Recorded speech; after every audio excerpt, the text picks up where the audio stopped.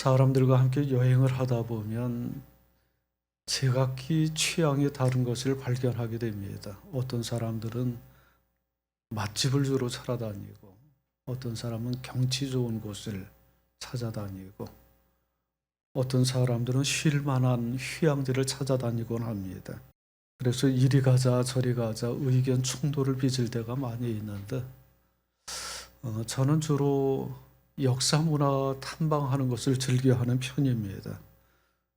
고행의 방랑승처럼 궁상을 떨면서 이리저리 떠돌아다니는데 주로 상처나 아픔을 지닌 곳들, 그런 곳들을 찾아다니는 걸 즐겨합니다.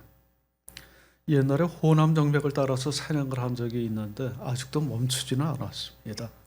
한 몇 년 정도 쉬고 있는데 그 종착지가 순천의 백운산인데 그렇게 많이 남아있지를 않은데 이제 체력이 다해가지고 종점까지 갈는지 여부를 모르겠습니다.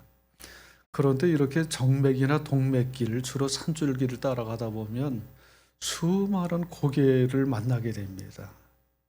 그래서 그 고개 이름이 무슨 치, 무슨 령, 무슨 재, 그렇게 끝나는 고개들, 뭐 슬치, 곰치, 추령, 불재, 유둔재, 하여튼 엄청나게 많은 고개들을 만나는데 대부분의 고갯길이 지금은 사람들이 다니지 않는 길입니다.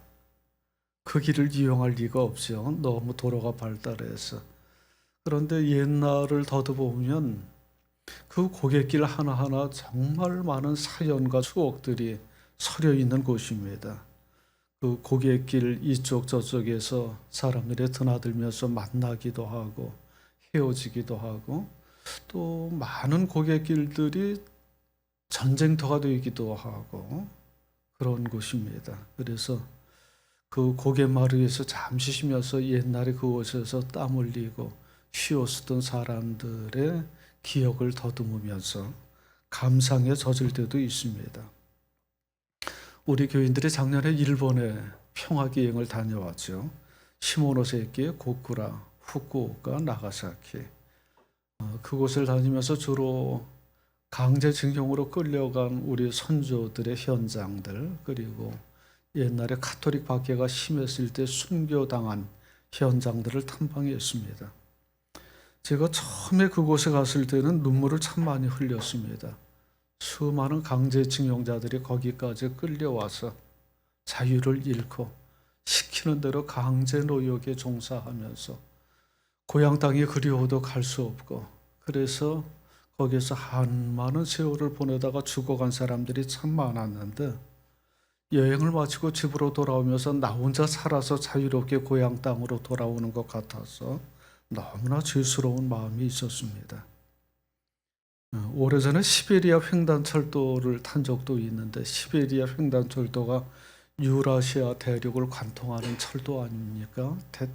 태평양의 블라디보스톡에서 출발해서 모스크바, 좀 더 나가서 대서양의 상페테르부르크까지 이어지는 10,000km에 가까운 철도인데, 그 똑같은 열차를 1937년에 연해주에 살고 있는 우리 동포들이 탄 적이 있습니다. 블라디보스톡에서 출발해서 중앙아시아, 우즈베키스탄, 카자흐스탄, 그런 중앙아시아로 강제 이주를 당했는데 무려 17만 명이 강제 이주를 하면서 기차 안에서 죽은 사람들만 10,000명이 넘습니다. 그렇게 먼 거리를 강제 이주를 했었던 그 노선이 시베리아 횡단철도입니다. 그 사건을 떠올리면 편하게 앉아서 여행 삼아서 시베리아 횡단철도를 타는 것이 너무나 죄스럽게 느껴진 적이 있습니다. 요즘도 가끔 뉴스에서 외국인 노동자 차별에 대한 보도를 접하게 됩니다.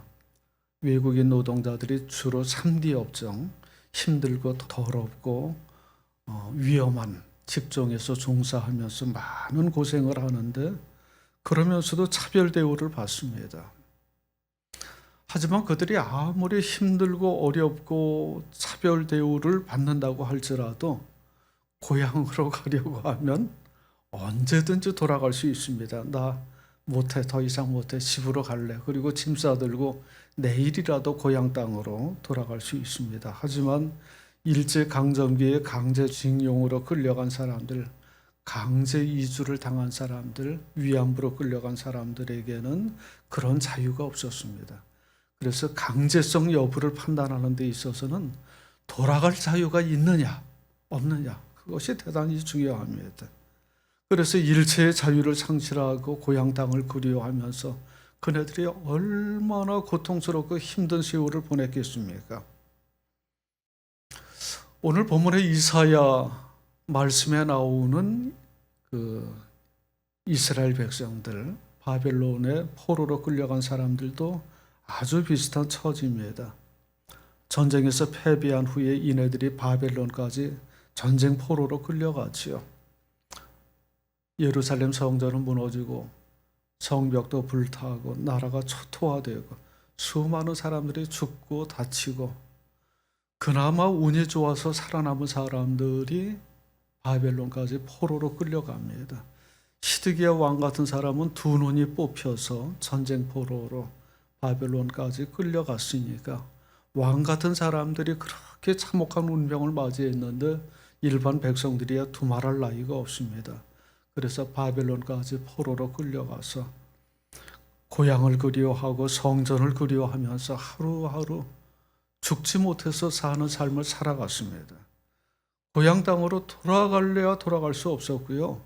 돌아갈 자유를 허락하지도 않았지만은 그 거리가 엄청나게 먼 거리, 바벨론에서 예루살렘까지 한 1500km 정도 됩니다. 거리가 멀기도 하지만 그 중간에 사막과 광야지대가 참으로 많았습니다.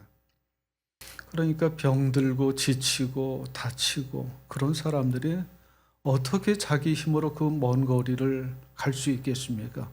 우리 작년에 나가사키 갔을 때 그 군함도 앞까지 가지 않았습니까?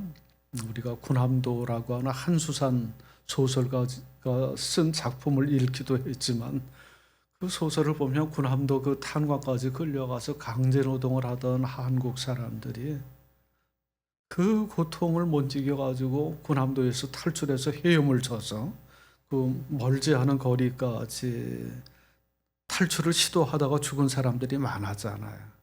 그 가까운 거리에서도 탈출하는 것이 어려웠는데 바벨론에서 예루살렘까지 1500km나 되는 그 먼 거리와 거대한 사막과 광야가 가로지르고 있는 그곳을 어떻게 감히 탈출을 하고 도망을 할 수 있겠습니까? 사막이 그런 지역이죠. 사람이 다니기 어려운 곳. 혹시 사막에 가보신 적이 있습니까? 우리 어떤 교우 중에 한 분의 카톡 프로필을 보니까 고비 사막 사진이 있더라고요. 아마 고비 사막에 다녀온 것 같습니다. 사하라 사막이라든지 아라비아 사막, 고비 사막, 타클라마칸 뭐 이런 사막들이 있죠. 타클라마칸은 그 중국의 서부 지역에 있는 사막인데 그 이름의 뜻이 이곳에 들어가는 자는 나오지 못한다 라는 뜻을 담고 있습니다. 모든 사막이 그렇죠. 그냥 아무 생각 없이 들어갔다가는 길을 잃어버리고 나오지 못하고 그 안에서 죽을 수밖에 없는 곳이 사막이고, 그러면 광야는 어떤 곳입니까? 광야는 성경에 많이 등장하는 곳인데 사막보다 조금 정도가 덜하기는 하지만 역시 사람이 살아가기가 어려운 곳입니다. 저 사진은 유다 광야입니다. 예수님께서 시험 받으신 것. 이스라엘 백성들이 광야에서 40년 동안 생활을 했는데 생존이 가능하지 않은 곳에서 나무도 없고 물도 없고 일체의 생물이 살아가기 어려운 곳에서 어떻게 살아갔을까? 오직 하나님만 바라고 하나님만 믿고 하나님만 의지하고 하나님께서 불기둥 구름기둥으로 인도하시는 대로 따라감으로써 40년 광야 생활을 할 수 있었죠. 이거를 뒤집어서 말하면 우리가 광야에 들어갈 때 하나님을 만날 수도 있다 라고 얘기할 수 있습니다. 하나님의 도움을 받아서 광야 40년을 생활한 이스라엘 백성들처럼 거꾸로 우리가 광야에 들어갈 때 거기에서 하나님을 만나고 체험할 수도 있습니다. 그래서 예수님께서도 광야에서 40일간 시험을 받기도 하셨고, 모세도 시인의 광야에서 하나님을 만나고 체험하기도 했고, 엘리야도 그랬죠. 광야의 로뎀 나무에서 하나님의 천사를 만나기도 했습니다. 수많은 성경의 인물들이 광야에서 하나님을 만나고 체험하는 경험들을 합니다. 하여튼 광야는 사람들이 접근하기에는 너무나 두렵고 무서운 곳, 그래서 하나님만 의지하지 않고서는 살아남을 수 없는 곳이 광야입니다. 오늘 본문의 말씀을 보면 또 하나 장애인들이 많이 등장합니다. 5절 6절에서 이렇게 말씀을 합니다. 한번 같이 읽겠습니다. 그때엔 눈먼 사람의 눈이 밝아지고 귀먹은 사람의 귀가 열릴 것이다. 그때에 다리를 절던 사람이 사슴처럼 뛰고 말을 못하던 혀가 노래를 부를 것이다. 너무나 아름다운 풍경입니다. 여기에 등장하는 사람들이 다 장애인이라고 지칭하는 사람들인데, 요즘은 장애인, 비장애인 이런 용어를 쓰는 것도 차별적 용어라고 얘기를 합니다. 보통 우리 신체의 어떤 기능을 잃어버렸을 때 그 사람을 일컬어서 장애가 있다 이렇게 표현을 하죠. 그런데 그렇게 표현하는 것이 마치 비정상인처럼 해석될 여지가 있기 때문에 장애라는 용어를 사용하는 것도 조심스럽습니다. 오래전에 우리 교회에 출석했던 시각장애인 부부가 있었죠. 시각장애인 부부가 있었는데 그분이 한 얘기가 기억이 납니다. 가끔 장애인의 날이 되면 자기네들을 동정하면서 장애인이 얼마나 어려울까 장애 체험 행사를 하는데, 예를 들어서 시각장애인의 불편을 좀 경험하기 위해서 두 눈을 가리고 흰지팡이를 쥐고 다니는 체험을 한다고 합니다. 체험을 하고 나서 아이고 얼마나 힘들고 어려우십니까? 얼마나 불편합니까? 라고 동정 어린 말을 건넨다는 거예요. 그런 말을 하면 고맙기는 하지만 자기는 하나도 불편한 게 없다, 그런 얘기를 합니다. 이게 후천적 장애인이라고 하면 아주 심하게 불편을 겪을 수 있는데, 자기는 태어날 때부터 앞을 본 적이 없기 때문에 태어날 때부터 지금까지 똑같은 세계에서 살아왔고 앞을 보지 못해서 불편하다라는 것을 느껴본 적이 없다고 얘기를 합니다. 너무나 익숙하다. 그렇게 얘기를 하니까 이해가 되기도 합니다. 예를 들어서 물고기가 물속에서만 살아가는 것을 보고 되게 불편하겠다, 힘들겠다, 갑갑해서 어떻게 사냐, 그렇게 얘기하지 않잖아요. 저 물고기 장애가 있네, 이렇게 얘기를 하지 않잖아요. 비슷한 것 같습니다. 그런데 우리는 보통 장애가 있다 그럴 때는 정상적인 사람들과 견주어서 어떤 기능이 상실했기 때문에 그걸 보고 장애 등급 판정을 할 때도 판정을 하잖아요. 예를 들어서 다리가 부러졌는데 장애가 있다 등급 판정을 하지는 않습니다. 치료를 다 끝냈는데도 여전히 쩔뚝거리면 더 이상 회복이 불가능한 것으로 여기고 장애 등급 판정을 하게 됩니다. 그래서 장애가 있다는 것은 어떤 기능이 완전히 소실된 것을 의미하는데, 따라서 다른 사람들과 평균적으로 견주면 어려움을 겪을 수밖에 없지요. 할 수 없는 일들이 많습니다. 오늘 본문에 등장하는 눈 멀고 귀 먹고 다리를 저는 사람들, 이 사람들이 사막과 광야를 가로질러서 고향 땅까지 가는 것이 가능하겠습니까? 도저히 불가능한 일이죠. 꿈에도 꾸지 못할 일입니다. 몸이 건강하고 체력이 좋은 사람도 너 한번 가봐, 그래도 가지 못하는 것이 그 거리입니다. 장애인들에게는 도저히 이루어질 수 없는 일입니다. 그래서 장애라는 말을 영어로는 disable, 그렇게 표현을 하죠. 불가능하다, 할 수 없다라는 의미입니다. 인간의 힘으로는 도저히 고칠 수도 없고 회복할 수도 없는 상태를 일컬어서 장애, 라고 말을 합니다. 그 오늘 본문에 나오는 바벨론의 포로로 끌려온 사람들의 상황을 요약하면 어떤 조건을 보더라도 그네들은 고향 땅으로 돌아갈 수 없는 사람들입니다.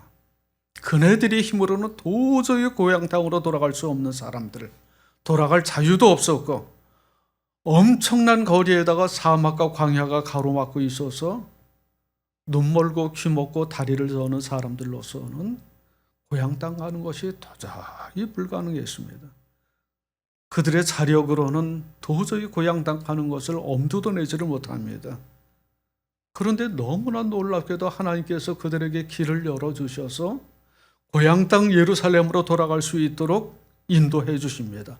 하나님께서 그들을 찾아오십니다. 하나님께서 마치 그들을 버려둔 것처럼 하나님의 선민 백성들이 포로로 끌려가도록 내버려 두셨는데 그 참상을 방관하지 않고 그들에게 찾아오셔서 고향 가는 길을 열어주셔서 사막과 광야의 대로를 뚫고 고향 땅으로 돌아갈 수 있도록 인도해 주십니다. 오늘 8절 이하에서 이렇게 말씀을 합니다. 한번 같이 읽겠습니다. 거기에는 큰 길이 생길 것이니 그것을 거룩한 길이라고 부를 것이다. 오직 구원받은 사람만이 그 길을 따라 고향으로 갈 것이다. 주님께 속량받은 사람들이 예루살렘으로 돌아올 것이다. 아멘. 하나님께서 그들에게 고향으로 가는 대로를 뚫어주시고 그 도로 주변의 모든 악한 사람들의 위협을 제거하시고 쌓아놓은 맹수들이 접근하지 못하도록 지켜주시고 그래서 어떤 사람도 어떤 장애를 가지고 있는 사람들도 고향 땅으로 돌아갈 수 있도록 길을 열어주신다는 것입니다. 오늘 본문에 등장한 이사야 35장 전체의 말씀인데 이게 한 폭의 그림과도 같습니다. 너무나 아름답고 황홀한 풍경을 담고 있는데 1절 처음부터 그렇게 시작을 합니다.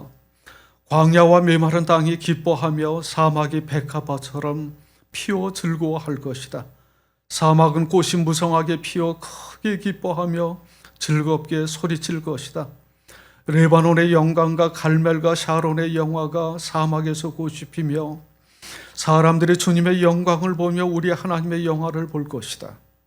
여러분, 이 본문에 등장하는 주어가 어떤 사람입니까? 모든 피조세계, 모든 자연만물, 광야와 사막과 들에 피는 꽃들이 주어가 되어서 하나님을 찬미한다는 거예요. 사막에 꽃이 피고 물줄기가 흐르고 대로가 열리고 하나님이 그 척박한 땅에 임재하셔서 사막과 광야가 에덴 동산처럼 변화하는 장면을 담고 있습니다. 얼마나 놀라운 장면입니까?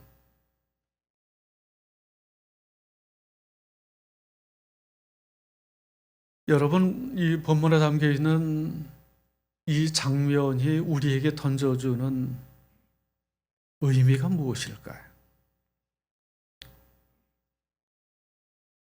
우리에게 던져주는 메시지가 무엇일까요? 본문의 말씀은 바로 우리에게 찾아오신 하나님의 성탄 사건을 말해주는 것 아닙니까? 본문을 그냥 한마디로 요약하면 하나님께서 버려진 광야와 같은 이 세상에 찾아오셔서 사막을 에덴 동산과 같이 꽃 피워내고 바꾸어 주시겠다 하는 약속의 말씀입니다. 오늘 본문의 말씀은 이스라엘 역사상 문자 그대로 이루어진 적은 없습니다. 물론 일부 바벨론 포로들이 고향 땅으로 돌아가기는 했지만 본문에 묘사된 것과 같은 그런 아름다운 장면이 실제로 이루어진 적은 없습니다.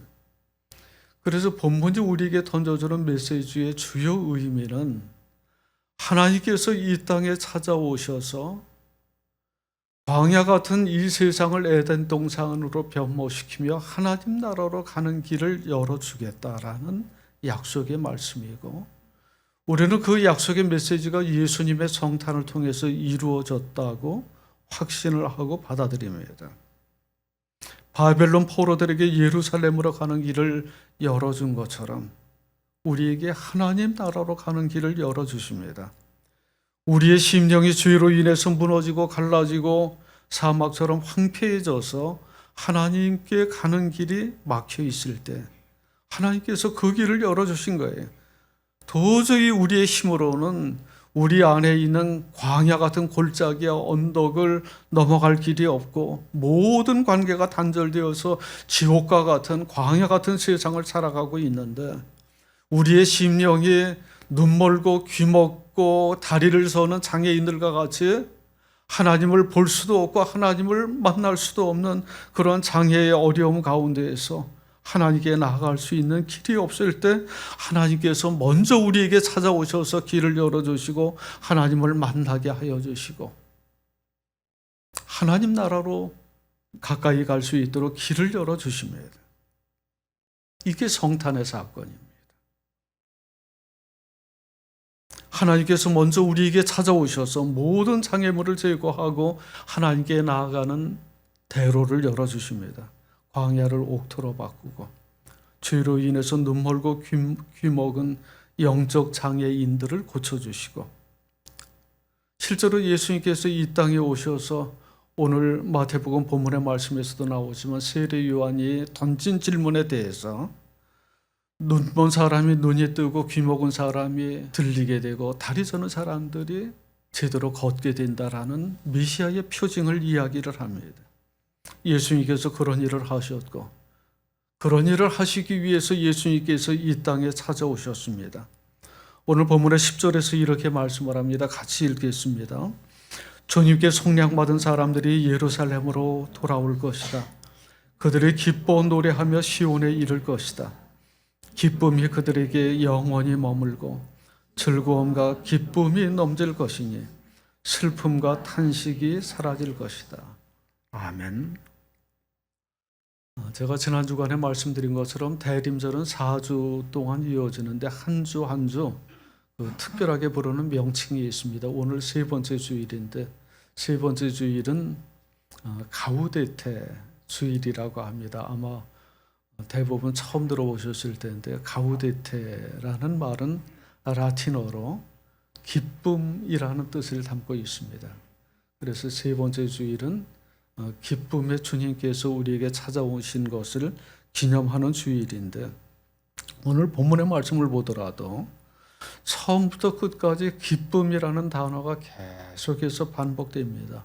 하나님께서 이 땅에 찾아오신 사건이 너무나 기쁨에 겨워서 하나님을 노래하고 환호성을 지르는 이야기들이, 오늘 이사야 본문의 말씀에서는 사막이 노래를 하고 광야가 꽃을 피우고 모든 이 땅의 죄악의 장애물들이 제거되고 우리가 안고 있는 우리 개개인의 장애와 우리 사회의 모든 영적 장애들이 제거되어서 하나님께 나아가는 길이 열리게 되었다라고 환호성을 지릅니다.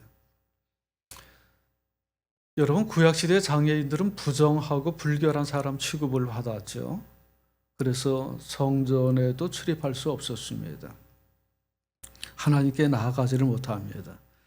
그런데 오늘 본문의 말씀에 등장하는 모든 장애인들, 눈 멀고 귀 먹고 다리를 저는 장애인들이 온전하게 치유되어서 예루살렘 성전을 향해서 걸어갑니다. 하나님께서 우리의 심령을 치유하시고 우리 사회의 모든 죄악을 제거하시고 이 세상을 완전하게 회복해 주십니다. 그래서 이 땅의 모든 슬픔과 탄식이 사라지고 기쁨으로 하나님을 찬양하고 노래하는 것이 오늘 본문 말씀의 결말입니다. 우리는 그러한 세상을 바라보고 달려갑니다. 2000년 전에 예수님께서 이 땅에 오셨고 그런 세상을 이미 시작하셨고 언젠가는 그런 세상이 완전하게 이루어질 것을 소망하고 달려갑니다. 물론 아직까지는 그러한 세상이 완전하게 이루어지질 않았습니다. 여전히 이 땅에는 슬픔과 탄식이 존재합니다. 본문 제일 마지막에 슬픔과 탄식이 사라질 것이다라고 약속을 한 말씀이 아직까지는 완전하게 이 땅에서 이루어지지 않기 때문에 여전히 슬픔과 탄식이 있고 병고로 고생하는 사람들이 있고 경제적 어려움으로 신음하는 사람들이 있고 바벨론 포로처럼 정치적 자유를 잃고 난민으로 떠도는 사람들이 있고 온갖 불의와 죄악에 짓눌려서 신음하는 사람들이 있습니다. 여전히 이 세상은 메마른 광야 같은 세상이고 여전히 굴곡지고 메마르고 찢기고 갈라진 것들이 사회 도처에 자리 잡고 있습니다. 작년 이맘때 계엄 사태로 인해서 우리나라가 완전히 뒤집어졌는데 1년이 지나도록 여전히 그 사태가 진정되지를 않고 지난 시간을 보내면서 우리 사회의 민낯이 적나라하게 드러나는 것을 목격할 수 있었습니다. 거짓과 권모술수가 판을 치고 서로를 적대하고 혐오하고 배척하고 그런 분열과 다툼 속에서 정말로 꽃 한 송이 피워낼 수 없는 척박한 광야 같은 세상이 우리가 살아가는 현실이다. 느끼지 않을 수 없습니다. 우리가 발딛고 있는 도처에 그런 광야 같은 척박함이 있습니다.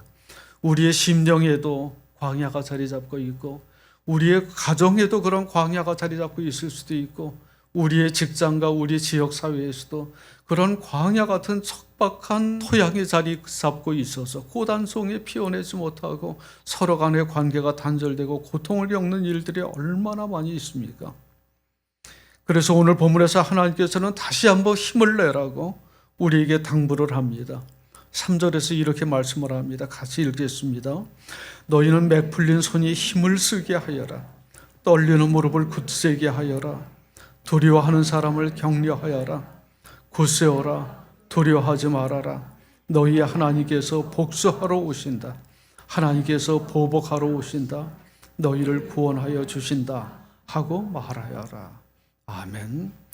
대림절을 보내면서 특별히 오늘 기쁨의 주일을 보내면서 우리에게 찾아오시는 하나님의 놀라운 위로와 치유와 회복의 능력을 기억하고 서로를 위로하고 격려하는 시간이 될 수 있기를 원합니다. 오늘 본문에 나오는 것처럼 힘내십시오. 무릎을 굳세게 하십시오. 두려워하지 마십시오. 하나님께서 여러분을 찾아오십니다. 모든 광야를 제거하고 광야 속에 꽃을 피워내시고 광야 속에 길을 열어주셔서 우리에게 새로운 세상을 펼쳐주실 것입니다. 하나님을 만나게 될 것이고 하나님 나라로 가는 길이 열리게 될 것입니다. 5절 이하에서 이렇게 말씀을 합니다. 그때 눈먼 사람의 눈이 밝아지고 귀먹은 사람의 귀가 열릴 것이다. 그때에 다리를 절던 사람의 사슴처럼 뛰고 말을 못하던 혀가 노래를 부를 것이다. 광야에서 물이 솟겠고 사막에 시냇물이 흐를 것이다. 여러분이 안고 있는 모든 장애와 고통과 어려움들, 광야 같은 척박함이 완전하게 치유되고 회복됨으로써 하나님 만들어주시는 새로운 세상 하나님의 나라가 우리 안에 완전히 펼쳐질 그날을 바라보고 성탄을 준비하며 기다리는 시간, 구원의 주님께서 우리에게 찾아오셔서 하나님 나라 가는 길을 열어주시고 모든 것을 회복해 주시는 그날을 소망하면서 서로에게 힘과 용기를 나누어주는 복된 대림절이 될 수 있기를 간절히 원합니다.